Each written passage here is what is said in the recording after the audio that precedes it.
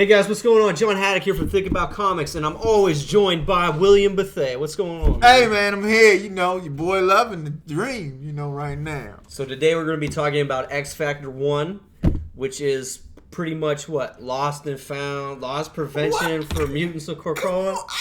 Look, is that what we're calling this one? I think we calling this what it is.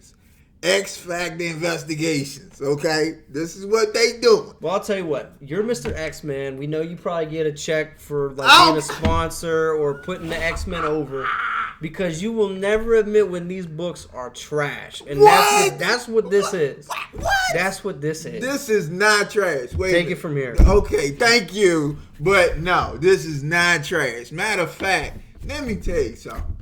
Okay, we are still building a country. We're building a country, okay? And in building the country, it's gonna be a little hard to set up these little private organizations to deal with things that need to be dealt with. What's gonna happen? There's an issue that's gonna happen. My man's sister died. He felt her die. He tried to get in the front of the line and say, "Hey, resurrect my sister." They like, "Yo, there's a process here." And the thing is, take a number. The process is hard. So he hook up with a couple cats. Hey, can y'all help me? They like, "Yo, what you need? We gotta find my sister." Cool. You gonna hook up with your boys. You gonna hook up with whoever willing to come. They do that. They get the body. They bring the body back. Hey, this is what we got. Matter of fact, we did it so well. Oh, let's bring it to the council.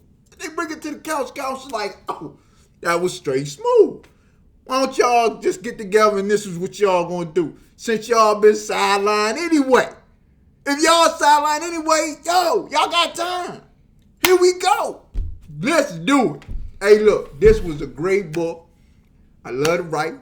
I love how it came together. I love Dakin in this. He put his little, Wolverine type skills on the dude at the counter, because that's all Wolverine do is kill people and flirt. So, I mean, hey. I won't argue with you that. Hey, this was great. It was a great title. It was a great story. I like how it came out. And then I like at the end of the wash, my man North Star, he got to be the leader. I didn't like that. And you know what that does? That says, hey, you came out all rough shot trying to beat protocol and everything. Check this out. Now it's your responsibility.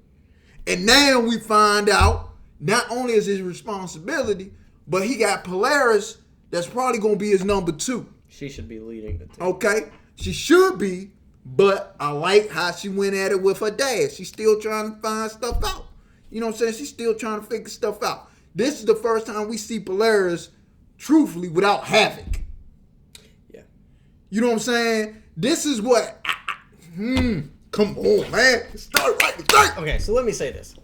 So what I don't like with this X-Men run is, and I've said it so many times, there's so much stuff out there. Yes. It's like, oh my God. Yeah. Come on. I do like the idea of, okay, we got to figure out this investigation and fix up. Yeah. So we create X Factor and bring an X Factor. Got it. Mm-hmm. I loved the 90s X Factor. I loved that. The Havoc team, Quicksilver, Wolfsbane. Yeah. I loved everything. Polaris is one of my favorite mutants. I love her storyline. I love how she has the dynamic with Magneto. Yes. All that stuff. I think she's awesome. This book did not do her any justice for me. For me, I felt like she's one of those characters that when you see her in that 90s X Factor run, I remember an issue where they're doing like a psychologist thing, where they're going through therapy, and this guy talks to every single one of the X Factor people, and he finds out what their weaknesses are in life and challenges them. And hers was that she had a problem with her image and her self-image in that. Yeah. With this, I felt like we saw a defeated character. That's how I took it. When you see Polaris, she's at the bar. She's got she's wearing a plaid shirt, the skull cap. Yeah. I'm like, this is Magneto's daughter. Yeah. But she got to grow into that. But my thing is, she's been around for so long. But who has always got Magneto's attention? Scarlet Witch. But that's all record. So my thing that's is... Redcon. But look, now We gotta build that story up.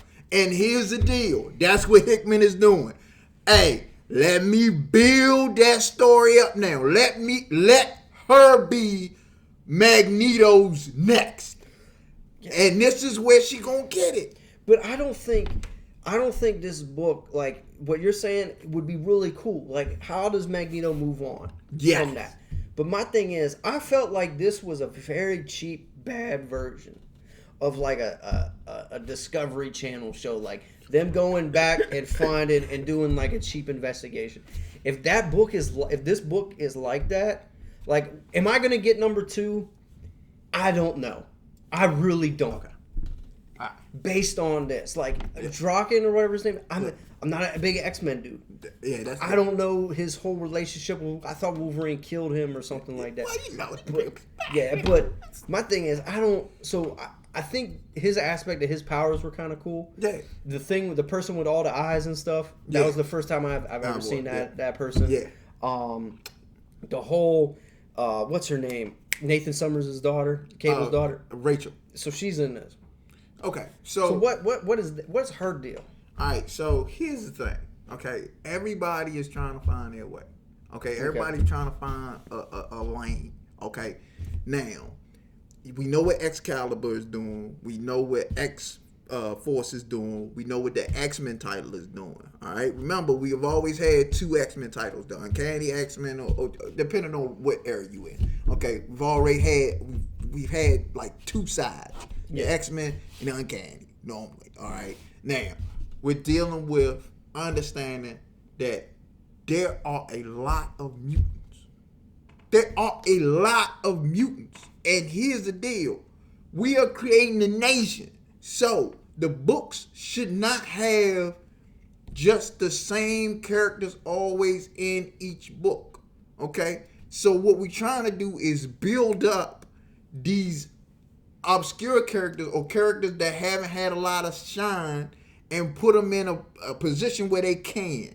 And the thing is, how do we do that in an environment where they can grow and learn and have the mistakes and all this other stuff in a nice paced fashion? Because I'm telling you, the white pages, the stuff, the breakdowns of what's going on with different the laws, it's all working, because now we're building a system where we understand, look, these are the people that's going to play the role.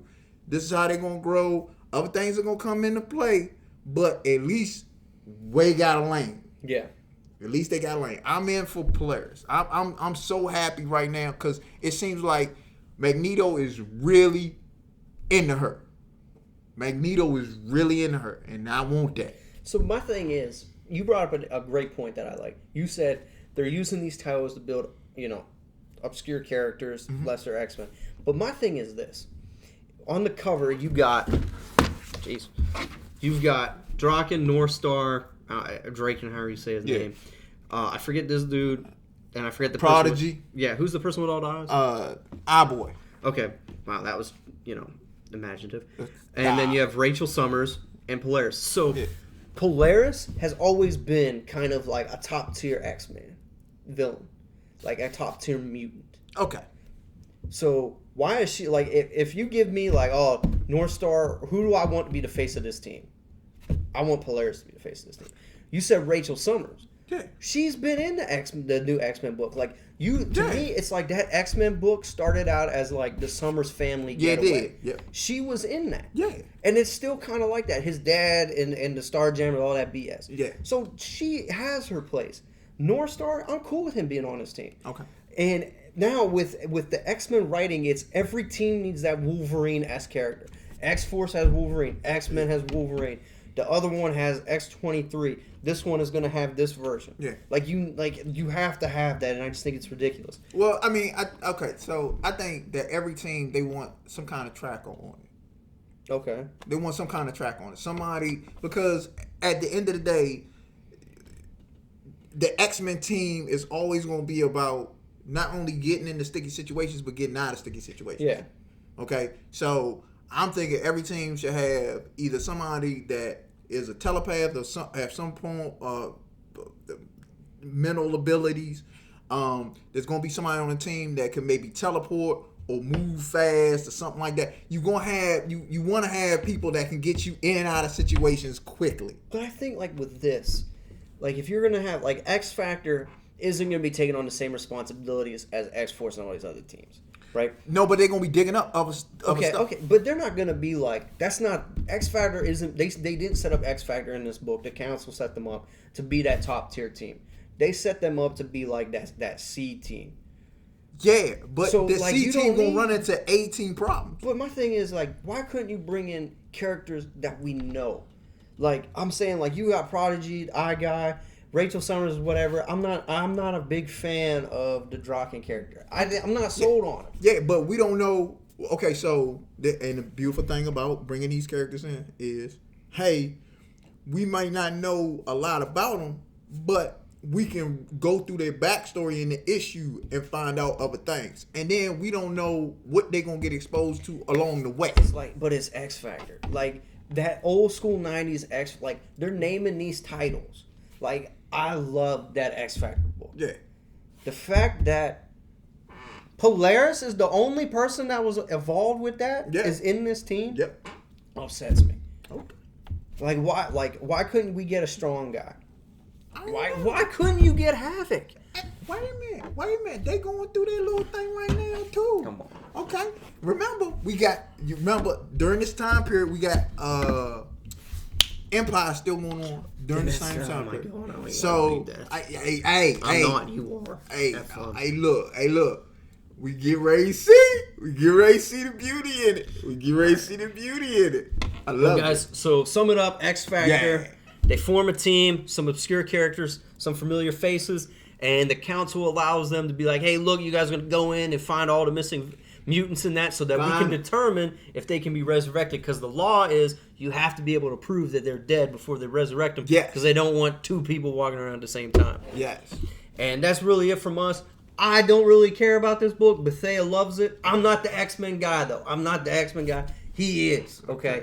So maybe his word is better. I don't know. But you can let us know in the comment section. Please we do. always love getting back to you guys. And I would love to hear your guys' opinion on this. As always, guys, be safe. Continue reading comics. Peace.